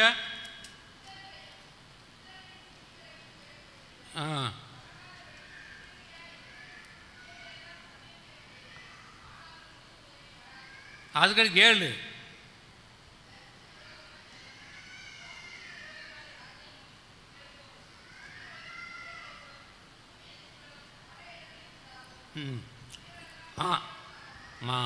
7 என்ன சொல்லப்பட்டிருக்கு? ஜனத்துக்கு விரோதமாக ஜனமும், ராஜ்யத்துக்கு விரோதமாக ராஜ்யமும் எழும்பும், பஞ்சங்களும் கொள்ளை நோய்களும் பூமி அதிர்ச்சிகளும் வரும் பார்த்தோம். இல்லை பஞ்சம் வந்துச்சா, பஞ்சம் இப்போ எல்லாம் சில நாடுகளில் வந்துட்டு, சில நாடுகள் எல்லாம் ஒரு தீவில் மண்ணை, களிமண்ணை சாப்பிட்டுக்கிட்டு இருக்காங்க. அது தோசை மாதிரி அது வெயிலில் போட்டு அந்த களிமண்ணை அதை எடுத்து சாப்பிட்றாங்க. கைத்தி தீவில் பஞ்சம் வந்துட்டு. பக்கத்து நாடானா எங்கே, பாகிஸ்தானில் பஞ்சம். 1 கிலோ ஆட்டா வந்து என்ன 1500 ரூபா 1 கிலோ ஆட்டான்னா கோதுமை மாவு. இப்படி நிறைய நாடுகளில் பஞ்சம் வந்துக்கிட்டு இருக்கு. ஆண்டவர் சொன்னபடி 7 காரியங்கள் சொன்னார். 1, என் நாமத்தின் நிமித்தமாக வந்து உன்னை நிச்சயமாக வஞ்சிப்பார்கள், அதனால எச்சரிக்கையாயிருன்னு சொல்கிறாரு. 2வது, கேள்விப்படுகிற கலங்காதபடி எச்சரிக்கையாக இருக்கணும். யுத்தங்கள் வரலாம், பக்கத்தில் குண்டு விழுகலாம், ஆனால் நீங்கள் தேவ பிள்ளைகளாக இருந்தால் பயப்பட வேண்டியது இல்லை. இயேசுவை சொந்த இரட்சகராக கொண்டிருந்தால் பயப்பட வேண்டியதில்லை. ஏற்றுக்கொள்ளாமல் பேர் கிறிஸ்தவர்களாக இருந்தோம் என்றால் நமக்கு பயம் வரும், வந்துதான் ஆகும். என்ன, இயேசு உள்ளத்தில் இல்லையே, ஆவியானவர் உள்ளத்தில் இல்லையே. அதனால சொல்கிறாரு, யுத்தங்களின் செய்தியை பயப்படாதபடி எச்சரிக்கையாக இருங்கள். எச்சரிக்கையாக இருக்கணும். இப்போ நம்ம யுத்தம் இப்போ 4 நாள் நடந்து இப்போ நிறுத்தி வச்சுருக்காங்க இல்லையா? ஜனத்துக்கு விரோதமாக ஜனம், ராஜ்யத்துக்கு விரோதமாக ராஜ்யம். ஆண்டவர் சொன்ன இந்த காரியங்கள் எல்லாம் நடந்துக்கிட்டே இருக்கு. அதுக்கடுத்து கொள்ளை நோயின்னு வந்திருக்கா, பஞ்சங்களும் கொள்ளை நோய்களும் வந்துச்சா. என்ன கொள்ளை நோய் வந்துச்சு? கொரோனா. அதுக்கு முன்னாடி இருந்து வியாதிகள் இருக்குது. அது ஒரு சில தேசங்களில் இருக்கும், 2 நாட்டில் இருக்கும், 3 நாட்டில் இருக்கும். உலகம் தழுவிய ஒரு கொரோனா வந்துச்சா, 10 கோடிக்கு மேலே இறந்துட்டான்னு சொல்கிறாங்க. அது கூட சரியான கணக்காக இருக்காது. அரசாங்கம் சொல்கிற கணக்கு தானே, எனக்கு குறைவாக தான் சொல்லுவாங்க. இன்னும் வருமா? இன்னும் இந்த கொரோனாவை விட அதிகமான ஒரு கொள்ளை நோய் வரப்போகுது. ஆனால் பயப்பட வேண்டியதில்லை. இப்போ போன கொரோனாவுக்கு நம்மெல்லாம் பெரிய இதாக ஆண்டவருடைய நம்பினா விசுவாசத்தம், அவருடைய கிருபையில் நிற்பதும் நிர்மூலமாகாது இருப்பதும் அவருடைய சுத்த கிருபை. இன்றைக்கி நம்ம உயிரோடு இருக்கிறோன்னா அவர் தான் இல்லையா? நம்ம பெரிய அந்தந்த அவன் சொன்னபடியே எப்பொழுதும் கையை கழுவி காலை கழுவி எத்தனையோ விதமான கஷ்டம். கணவன் மனைவி சேர முடியாத சூழ்நிலை, பயம். பிள்ளைகளை பெற்றோரும் நெருங்க முடியாத காரியம் கொரோனாவில். இன்னி வரக்கூடிய இது அந்த நோய் எப்படி இருக்குமென்றே தெரியாது. அருமையான தேவனுடைய பிள்ளைகளை, இது கடைசி காலத்தை அதான் கேட்டார், உங்களுடைய வருகைக்கும் இந்த உலகத்தின் முடிவுக்கும் என்ன அடையாளம்? அந்த 7 அடையாளத்தை சொன்னார். என் நாமத்தில் வந்து வஞ்சிப்பாங்க, எச்சரிக்கையாயிரு. யுத்தங்களின் செய்திகளை கேள்விப்படுவீர்கள், பயப்படாதிருங்கள், எச்சரிக்கையாயிருங்கள். 2, அதுக்கடுத்து பஞ்சங்கள் வரும், வரப்போகுது. பஞ்சம் வரும், ஆனால் உங்களுக்கு எனக்கும் பஞ்சம் இல்லை. உங்களுக்கு எனக்கும் பஞ்சம் இல்லை. எலியாவை போஷித்த ஆண்டவர் இப்பொழுது நம்மோடு கூட இருக்கிறாரா இல்லையா? மற்றவன் பட்னியாக கிடப்பான், ஆனால் அதுக்குரிய பண தேவையை நமக்கு கொடுத்து என்ன விலைவாசியில் இருந்தாலும் வாங்கி சாப்பிட வைப்பார். இல்லைன்னா அங்கே பரலோகத்திலிருந்து ஆளை அனுப்பிச்சுடுவார், அடைய காகத்திட்ட கொடுத்து அனுப்புவார், எப்படியா செய்வார். அது உண்மை. அதுதானே விசுவாசம். விசுவாசம்னா என்னது? கண்டு விசுவாசிக்கிறதா, காணாமல் விசுவாசிக்கிறதா? நம்பப்படுகிறீங்க உறுதியும் காணப்படாதவரின் நிச்சயம். இதுதான். அப்படி நம்ம காரியத்தை நம்ம செய்ய நம்ம ஆயத்தமாக இருப்போம். இது 2வது எச்சரிக்கையாக வந்து இந்த காரியங்களை செய்யும்போது நம்ம எச்சரிக்கையாக இருப்போம். அதுக்கடுத்து நம்ம பார்க்கும்போது 3வது காரியத்தை 24 நம்ம பாருங்கள்.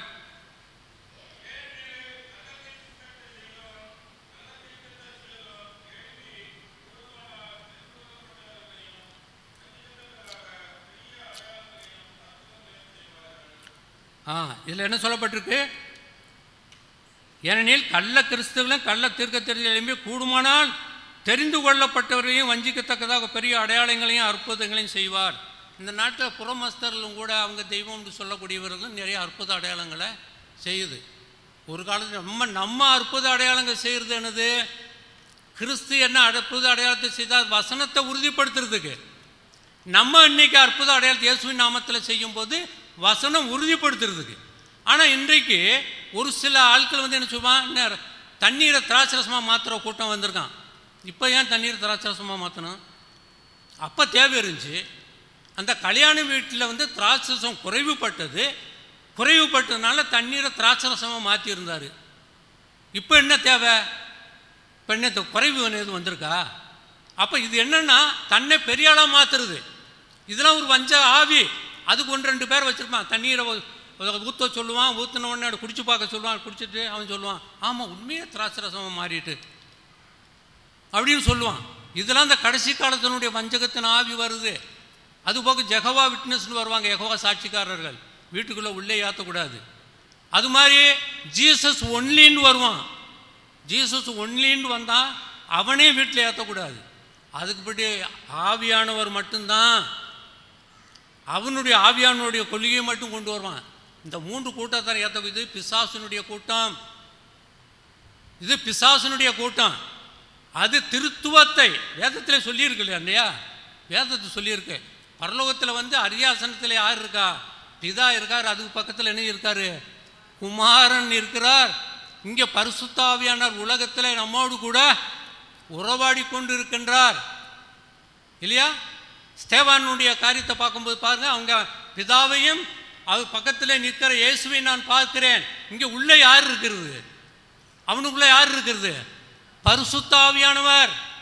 அதனால் திருத்துவம் இல்லாமல் எவனாவது வீட்டுக்குள்ளே வந்தான்னா அவனுடைய கடைசி காலத்தில் நிறையா நடக்கும். எங்கள் வீட்டுக்கு கூட இப்போ சமயத்தில் நான் ரிட்டையர்ட் ஆன பண்ணால் கூட ஜெகவா சாட்சிக்காரன் ஒரு நாள் வந்தான், அப்புறம் மறுநாள் வந்து அடித்து வரணுன்னு ஓடி போயிட்டான். இப்படி வருவாங்க. அவங்க வசனத்தை நல்லா தெளிவாக தெரிஞ்சிருப்பாங்க. அவங்க சொல்கிற வசனத்தை மட்டும்தான் சொல்லுவாங்க இல்லையா? அதனால இப்படிப்பட்ட காரியம் செய்யக்கூடாது. பர்ஸ் இருக்குது, பர்ஸில் வெறும் காலி பர்ஸில் பணம் வந்தது, என் அக்கௌண்ட்டை க்ளோஸ் பண்ணிட்டேன், ஆனால் பார்த்தா அக்கௌண்ட்டில் எத்தனை லட்சக்கணக்கில் வந்திருக்குன்னுலாம் சொல்லுவான். இப்படிப்பட்ட பொய் சொல்லி என்ன கடைசி நாட்களில் அந்த பொய்யின் ஆவி இருக்கிறதுங்கிற நம்ம பார்க்குறோம். எனவே அதனால் நீங்கள் எச்சரிக்கையாக இதுக்காக நீங்கள் இருக்கணும். நீ எதை செய்தாலும் நம்ம வசனத்தின்படி நம்ம அதை செய்ய ஆயத்தம் உள்ளவனாக இருக்கணும். உபாகம் 13:1-3 படிங்க. உபாகமம் 13:1-3.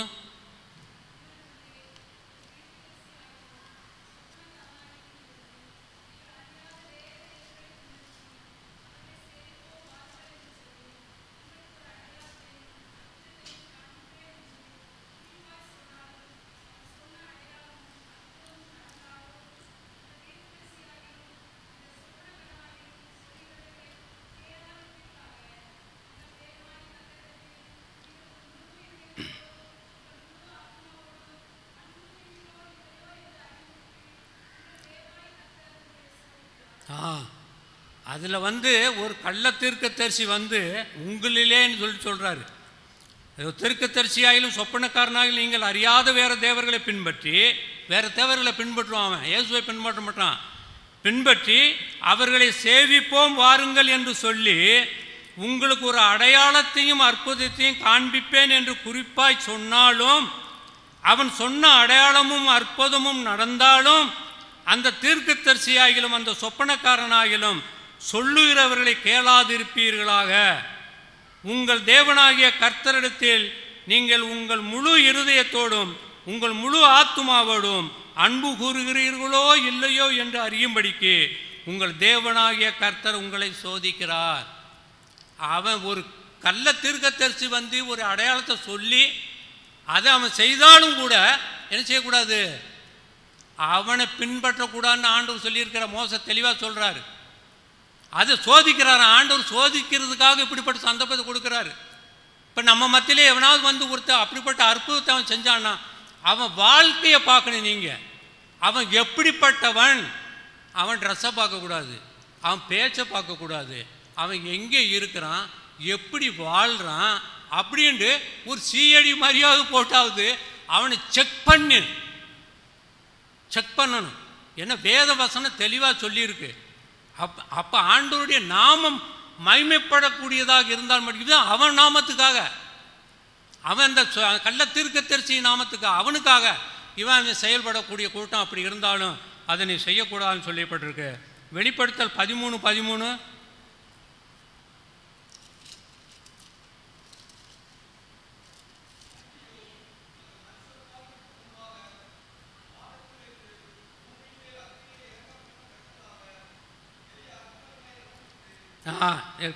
இதில் என்ன சொல்லப்பட்டிருக்குன்னா, அன்றைக்கு அந்த மனுஷருக்கு முன்பாக வானத்திலிருந்து பூமியின் மேல் அக்கினியை இறங்க பண்ணத்தக்கதாக பெரிய அற்புதங்களை நடப்பித்து.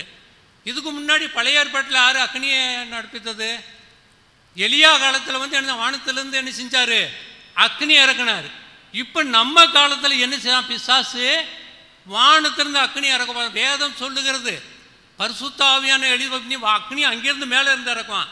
அப்போ வேதம் தெரியாத, இந்த வேத வசனத்தை படிக்காத நபர், பழைய ஏற்பாட்டினுடைய சம்பவத்தை பற்றியும் தெரிந்த நபர், இந்த வெளிப்படுத்தல எழுதப்பட்ட சம்பவம் தெரியாமல் இருந்தால், ஆமாம் எலியா இறக்குனார்ல, அப்போ இப்போ இறக்குறான் இவன் தான், அப்போ இவன் தேவனுடைய பிள்ளை தான் அப்படின்னு சொல்லிட்டு நம்ப வைக்கும். அதுதான் வேதத்தை படிக்காமல் இருந்தால் நம்ம எளிதாக பிசாசு அடியா நம்ம கொண்டு போயிடுவான். எளிதாக அவன் பக்கமாக திருப்பி நம்ம காலகாலமாக பரம்பரையாக ஆலயத்துக்கு வந்து என்னென்னமோ செய்து கடைசி ஈஸியாக ஒரு செகண்டில் அடிச்சுட்டு அவன் நரகத்துக்கு கொண்டு போயிடுவான். அதனால் எச்சரிக்கையாக இருக்க வேண்டும். 2 தெசலோனிக்கர் 2:9 2 தெசலோனிக்கர் 2:9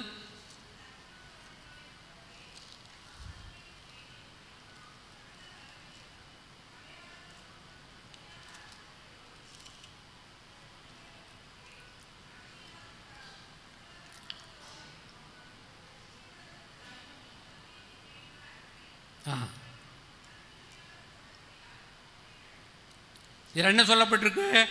அவன் எதிர்த்து நிற்கிறவனாயும், யாரு? பிசாசு. அவன் எதிர்த்து நிற்கிறவனாயும், தேவன் எண்ணப்படுவது எதுவோ, அது ஆராதிக்கப்படுவது எதுவோ அவை எல்லாவற்றுக்கும் மேலாக தன்னை உயர்த்தவர்களாயும், தேவனுடைய ஆலயத்தில் தேவன் போல உட்கார்ந்து தன்னைத்தான் தேவன் என்று காண்பிக்கிறவனுமாய் இருப்பான். இவன் அந்தி கிறிஸ்து. இவன் தான் வந்து தேவனாக உட்கார போகிறான். இப்போ இந்த யுத்தத்துக்கு முக்கியமாக அந்த ஆலயம் கட்டுறதுக்கு யார்? யூதர்களுக்கு ஆலயம் கட்டி கொடுக்க போகிறவன் அந்தி கிறிஸ்து. அந்தி கிறிஸ்து அவனை பற்றி தான் சொல்லப்பட்டிருக்கு. அவன் போய் என்ன செய்வான்? ஆலயத்தை கட்டி கொடுத்துட்டு, மேசியா இவர் தான், இயேசு இல்லை, அவர் தான் இயேசுவே இல்லைன்னு சொல்லிட்டாங்க. இப்போ ஒரு சிலர் விசுவாசித்து ஒரு சில யூதர்கள் இயேசுவை ஏற்றுக்கொள்கிறாங்க. ஆனால் அதிகமானவர்கள் வந்து இவன் ஆலயம் கட்டி கொடுக்குறானே, அப்போ இவன் தான் மேசியா அப்படின்னு. ஆலயத்தை கட்டி முடித்த உடனே என்ன நடக்கும்?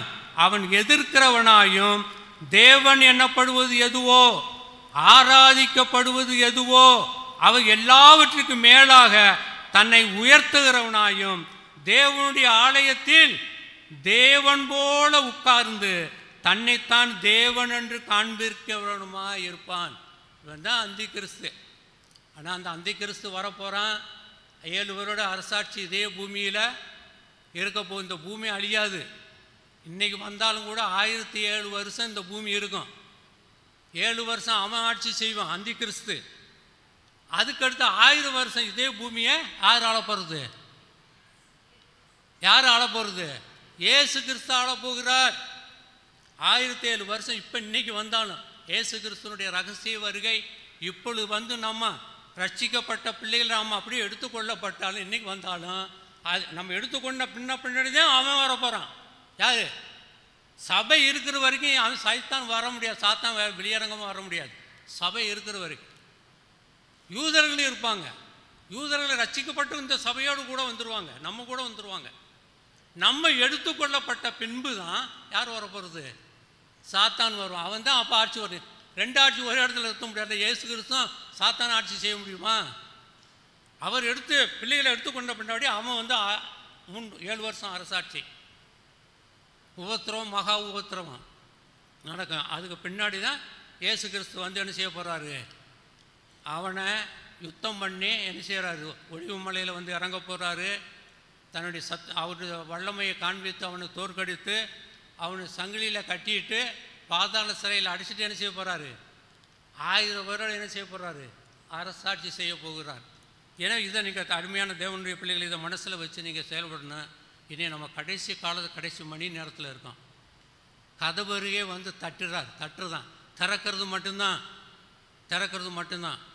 ஆதி திருச்சபையிலிருந்தே அதே கடைசி காலம் அப்பொழுதே ஆரம்பிச்சிச்சு.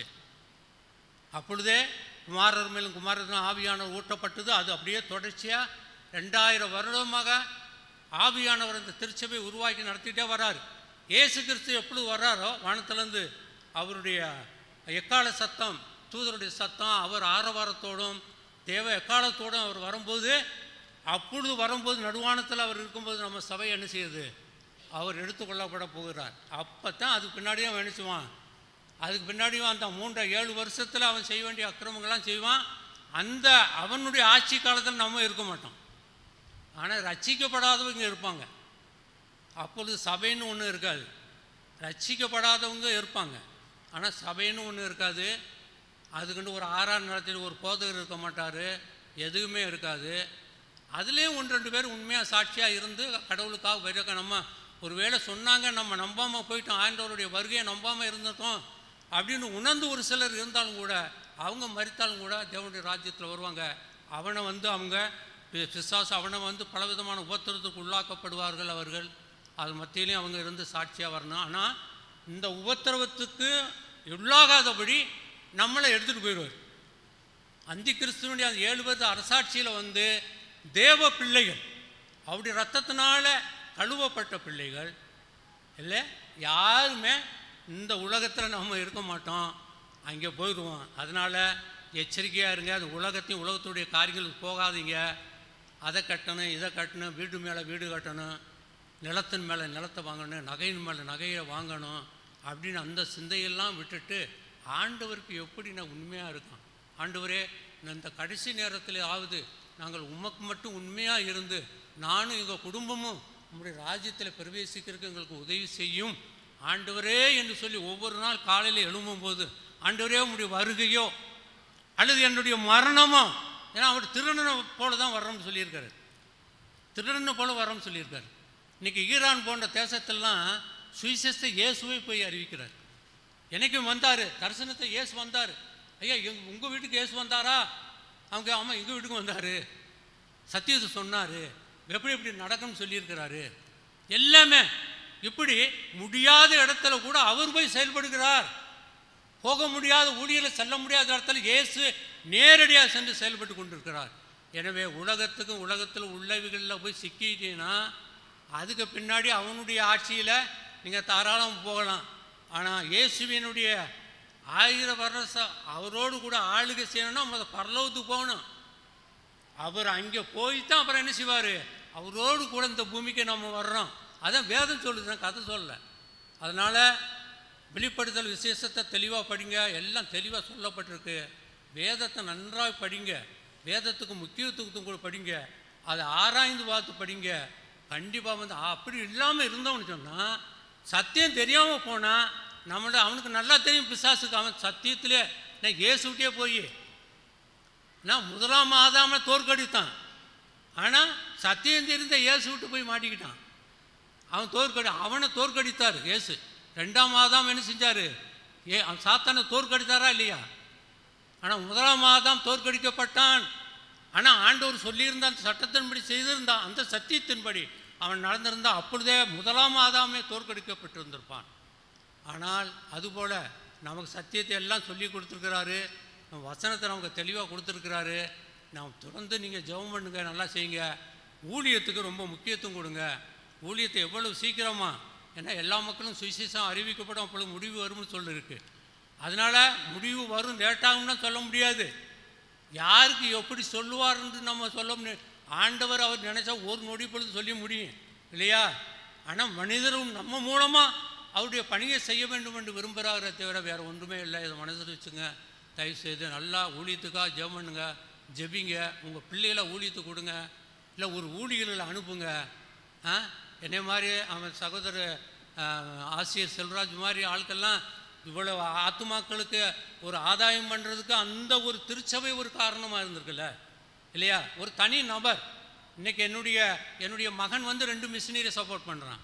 என்னுடைய மகன் வந்து ஒரு 3 மிஷினரியை சப்போர்ட் பண்ணுற மாதிரி மற்ற நிறைய சங்கங்களுக்கும் உதவி செய்கிறாங்க. அது மட்டும் இல்லை, உதவி மட்டும் இல்லை, ஆனால் வாழ்க்கையோடு கூடிய ஜெபம், வாழ்க்கையோடு கூடிய ஜெபம். என்ன நல்ல வாழ்க்கைக்காக ஜெபம் பண்ணணும், அதான் முதல். ஆனால் வாழ்க்கை தான் முக்கியம். பரிசுத்தமான வாழ்க்கை இங்கே தான் பார்க்க போகிறாரு, உள்ளுந்தெரியங்களை தான் பார்க்க போகிறாரு. வெளிப்படையாக நம்ம சாட்சி அவர் கேட்க போகிறதில்ல. ஆவியானவர் நம்மை குறித்து சாட்சி சொல்லணும், அவ்வளோதான். மற்றவன் சொல்கிறான்னு சொல்லி அதை பற்றி கவலை இல்லை. ஆவியானவர் நமக்குள்ள சொல்கிறாரா, அம்மா நீ என்னுடைய பிள்ளை தான், ஏன் என்னுடைய பையன், நீ தான் என்னுடைய பையன்தான் நீ அப்படின்னு சொல்கிறாரா அப்படின்னு மட்டும் செய்யுங்க. ஆண்டு கண்டிப்பாக வந்து செய்வார். கண்டிப்பாக அவர் சீக்கிரமாக வரப்போகிறார். காலங்கள் நெருங்கி விட்டது. மூன்றாவது அவங்க யூதர்களுடைய ஆலயம் கட்டப்பட்டால் விசுவாசு வந்து அதில் உட்கார போகிறான். அப்புறம் கடைசியில் அவங்களுக்கு பயங்கரமான எதிர்ப்பு யூதர்கள் தெரிவிக்க போகிறாங்க. அவனை இதுனா அதில் தான் அந்த மகா உபத்திரம்னு சொல்லுது. அவன் வந்து அவனை 3 வருஷம் அவனை சேவிப்பாங்க. 3 வருஷம் அவன் வந்து கடவுள்னு சொன்ன உடனே வெறுப்பாங்க யூதர்கள். அப்போ அவங்கள பயங்கரமாக கொடூரமாக தாக்குவான். இப்படிலாம் காரியங்களுக்கு அதில் ஒரு 1,40,000 பேரை ஆண்டவர் அவனுடைய ஆட்சி காலத்திலே மறைத்து வைக்க போகிறார்.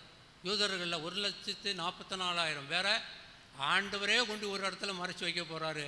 அவன் கண்ணுக்கு, சாத்தானுடைய கண்ணுக்கு தெரிய போகிறதில்ல. இப்படிப்பட்ட மகத்துவங்களை செய்கிறதில் வேதத்தில் எழுதியிருக்கு, வெளிப்படுத்தல் எழுதியிருக்கிறது.